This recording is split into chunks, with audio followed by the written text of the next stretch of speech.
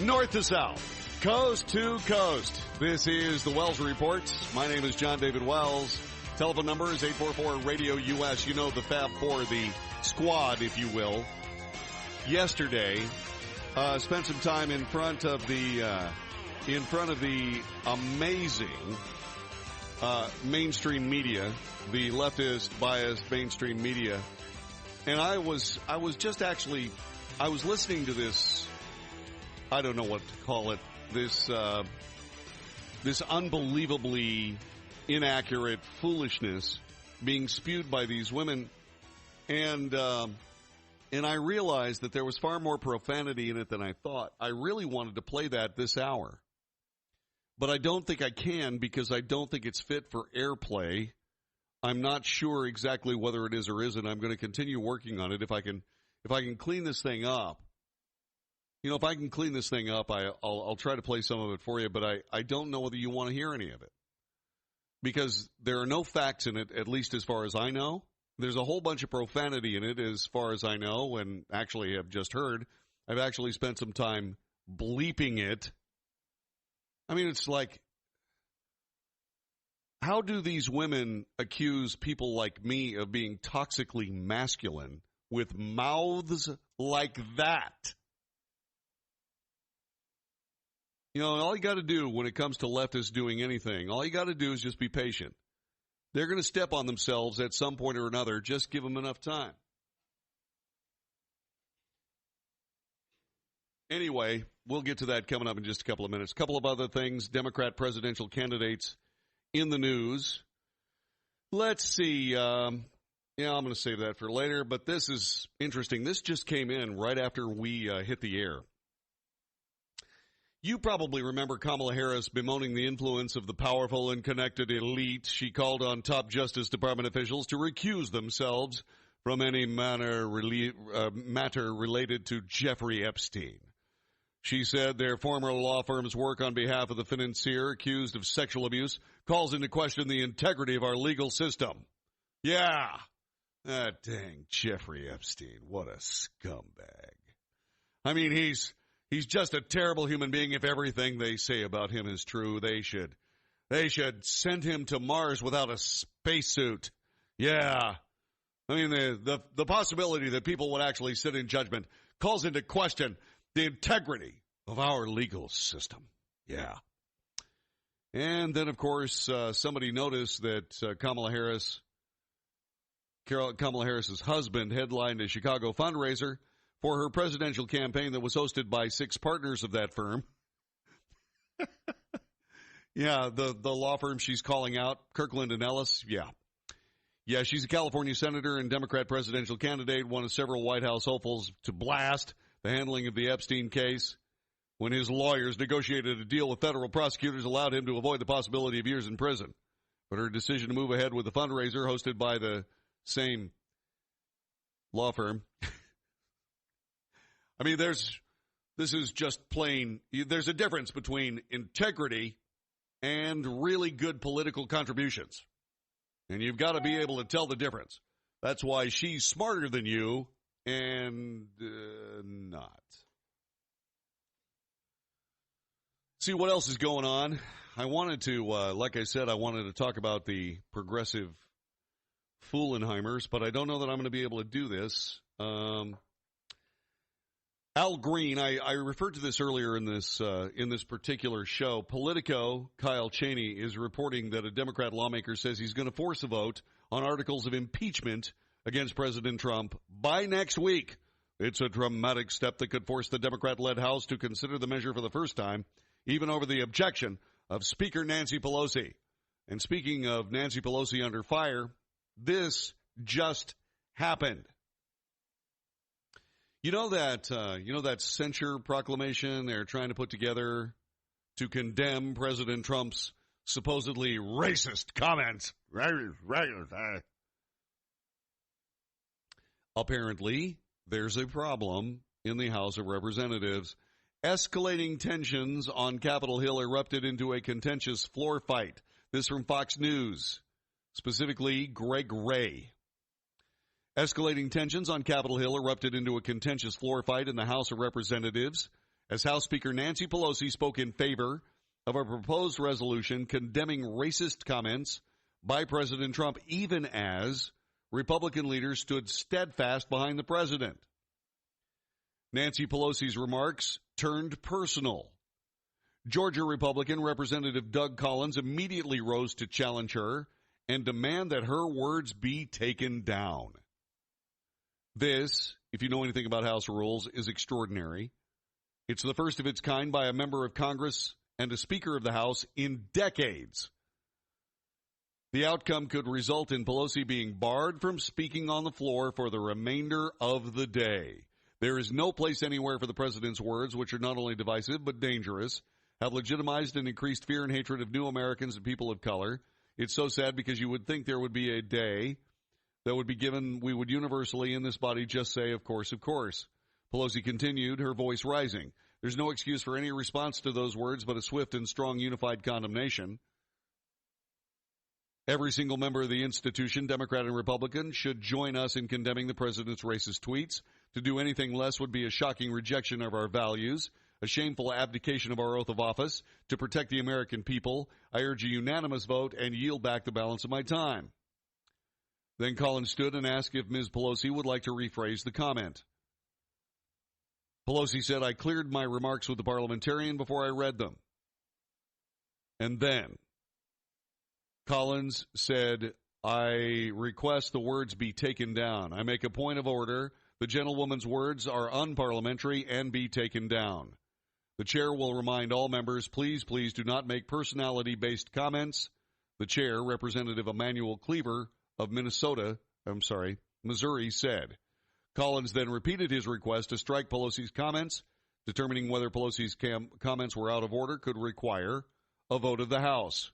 For several minutes after the objection, House members were huddled with the parliamentarian, Thomas J. Wickham, Jr., to determine what the next steps were. Wickham's determination could be overruled by Cleaver or a vote of the House of Representatives. That's where that sits right this minute. It's nice to see, finally, Republicans standing on behalf of the President of the United States. And by the way, if you think those comments, if you think the President's tweets were actually racist, call me on the telephone and explain why. 844-RADIO-US specifically. I want you to explain why those comments are indeed racist. 844-RADIO-US, 844-723-4687. Explain. I want you to explain it because I haven't heard an explanation. I've said that I've heard lots of people say, those comments are just racist. I've never heard any explanation of why they're racist. I want to hear that. I want to hear somebody tell me why they're racist. What is the racial overtone in that? Was there some sort of assertion of some kind of defective something or other involved in any of this? Was there some sort of assertion of any kind of racial anything in any of that? See, I don't think there was. I think that what the president was doing, if there's any kind of racial overtone at all, was quoting Democrats from back in the day. So it seems to me that once again we're rolling over this unbelievable Democrat hypocrisy over and over and over. It just keeps happening. You know, speaking of Democrat hypocrisy, let's look at this in just a couple of seconds. There's no place anywhere for the president's words, which are not only divisive but dangerous and have legitimized and increased fear and hatred of new Americans and people of color. I'm sorry, did she mean there's no place anywhere for Representative Ilhan's words, which are not only divisive but dangerous and have legitimized and increased fear of hatred of Jewish Americans in this nation? I'm just asking. Okay. Oh, good. Somebody called me on the telephone. Let me get to Robert in Mesquite. Robert, thanks for joining us. Welcome to the Wells Report. Hello. John, David, I'm a big fan of yours. It's the first time I've called. Thank you very much for doing it. I sincerely appreciate you being with us here on the Wells Report. I actually rely on you for the information because I'm so busy. I'm in outside sales. I'm always driving around. And I've looked at a newspaper and I've gone on the internet and I see the pop-up saying that people are accusing President Trump of racist tweets. I think that I can help you and tell you why someone might think it's a racist tweet. Please do. So give me an example of one of the tweets. Let's see. One of them? You know what? Let me see if I can find one here real fast. Find one of the tweets, because everybody has an opinion, and I'm a registered Republican, and obviously I voted for Donald Trump, but I feel like I'm a great peacemaker, and I'm so sick and tired of the far left and the far right fighting. Obviously, if I have to pick a side, I'm going to have to go with the far right. Yeah. But I will give you an example. Now, first of all, I look at Nancy Pelosi as an entertainer. But that being said, I'll tell you why just Joe American that might be a minority may have thought that it was racist. Or I'll just totally say it isn't. Give me an example of one. Okay, here's what we've got. So interesting to see progressive Democrat congresswomen who originally came from countries whose governments are a complete and total catastrophe, the worst, most corrupt and inept anywhere in the world, if they even have a functioning government at all, now loudly and viciously telling the people of the United States, the greatest and most powerful nation on earth, how our government is to be run. Why don't they go back and help fix the totally broken down and crime-infested places from which they came? Then come back and show us how it's done. These places need your help badly. You can't leave fast enough. I'm sure Nancy Pelosi would be very happy to quickly work out free travel arrangements. I can't see where that's any bit racist. I think he's trying to make a point. And obviously, if somebody came from a country that is not doing well and is dangerous and is backwards, I can see why they'd want to come to America, the great melting pot. But I don't see anything in that comment that's racist. Right. I have a journalism degree, and I am balanced, okay? Right. So, no, I don't see anything racist at all. And okay. I'm just a caller I'm on the middle of the fence. I'm the jury. My vote is it's not racist. Give me another one. All right, that's it. Those are all the tweets that they said were racist. Well, this is utterly ridiculous, and I don't even know if it's even worthy of all the time it's getting on social media and in the mainstream media. Robert, that is exactly my point. Thanks very much for your call. That's exactly my point. Now, I have the actual tweets right in front of me. Okay? If you see some racism in there, by all means, please explain it to me. Maybe I'm just stupid. Maybe I am so colorblind and so unabashedly unracist. Maybe I just can't figure out what they're talking about. I don't have any idea where this is coming from. I've read these things probably 20 times in the last 2 days. What are they talking about? What they're talking about is nothing, is what they're talking about. What they're talking about is pure politics, just like Kevin McCarthy today, the minority leader of the U.S. House of Representatives for the Republican Party. He said, this is ridiculous. This is pure politics, writ large, and extremely embarrassing for the Democrats. It is a horrible scenario, but it happens. Dennis writes about his wife. She was diagnosed with leukemia. In fact, she's a 2-time survivor. And in the midst of all that, they ran up over $1 million in medical bills. Thankfully, they're Medi-Share members. And Dennis says they are so thankful for that, how others came together to meet their needs. And that's how so many Medi-Share members feel. This is not health insurance. It's different. You don't have to pay for things you don't believe in. And like Dennis found out, it just works. So if you join Medi-Share, not only do you save a lot of money, the typical family saves about $500 a month, but you know where your money's going each month. You're helping people, and if the time should come, they'll be helping and even praying for you.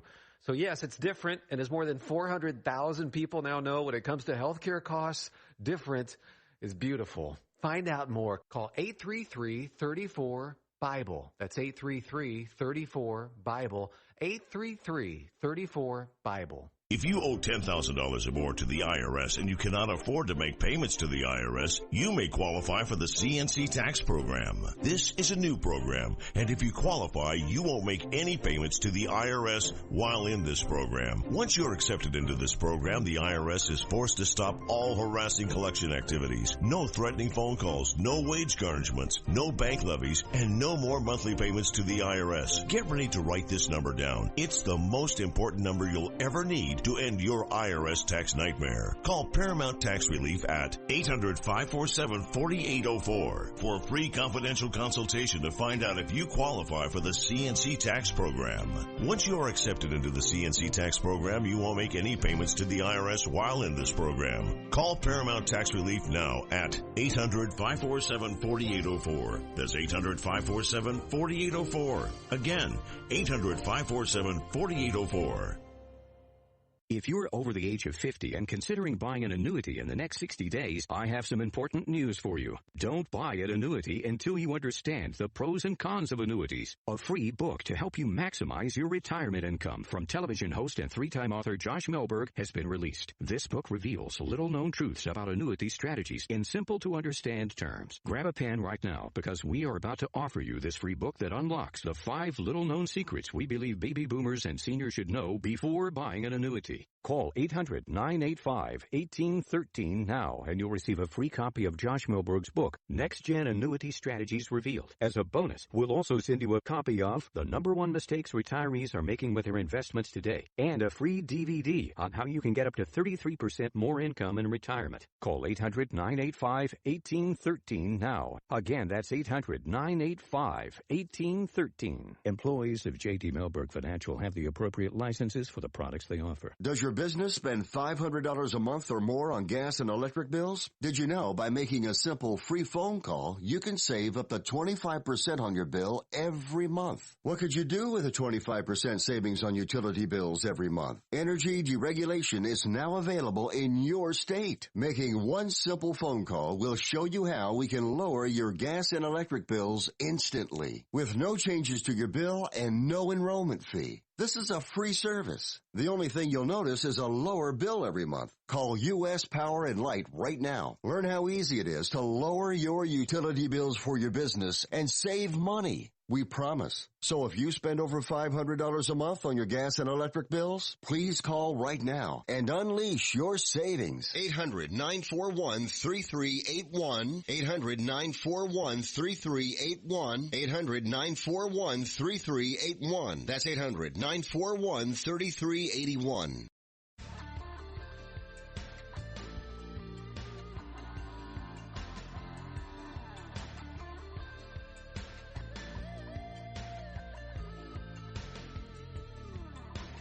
You are listening to the Wells Report. My name is John David Wells. Thanks very much for being on this radio broadcast with us. I sincerely appreciate it. Telephone number is 844-RADIO-US, 844-723-4687.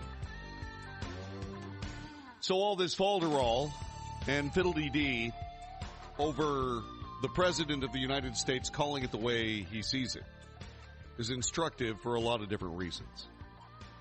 I think the most instructive thing about it is this.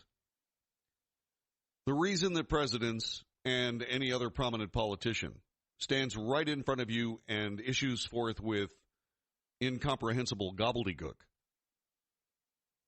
is because of the fear that opposing politicians, and once again, this is of either party, that opposing politicians have of truth,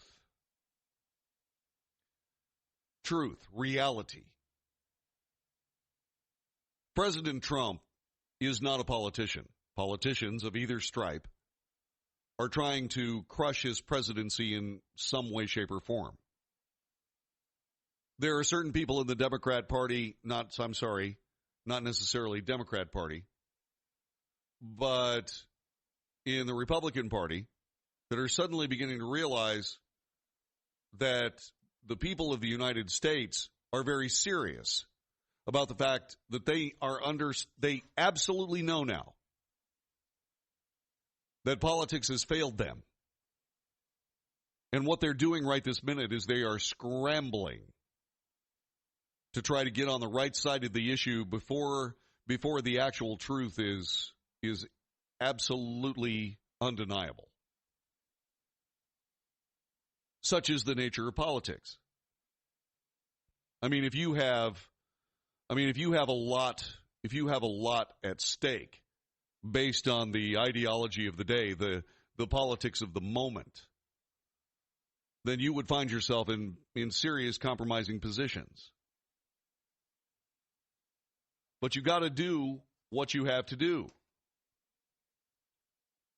if you're a politician to try to stay in the game. The objective is to stay in the game. And that's all well and good, right up to the point where the people and the country of the United States, the people of the United States and our country, are badly damaged because of it. ICE, Immigration and Customs Enforcement, currently engaged in some kind of raid activity, concentrating, according to the actual agency itself, mostly on criminal aliens living amongst us. And oh, by the way, since all of the aliens here, they are not illegal immigrants. Immigrants are here legally. They are actually illegal alien nationals. They have broken the law, but let's assume what ICE is talking about are people that are actually committing violent crimes. Lord knows there are plenty of those. As Immigration and Customs Enforcement are preparing to actually go and run these people to earth and either send them to jail or send them back to the countries they came from, New Jersey County is spending over $250,000 in taxpayer funds to defend illegal aliens.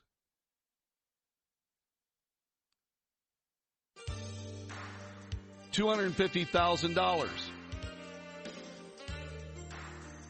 This is Rutgers Law School, Essex County, New Jersey, granted Rutgers Law School $250,000 to represent detained illegal aliens in court. They previously received $125,000 to be a part of a state program to legally assist illegal aliens.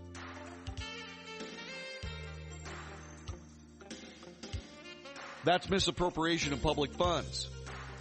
That's something that I discussed when we found out stunningly that the American census was not going to include a question inquiring as to the citizenship status of the people in the country.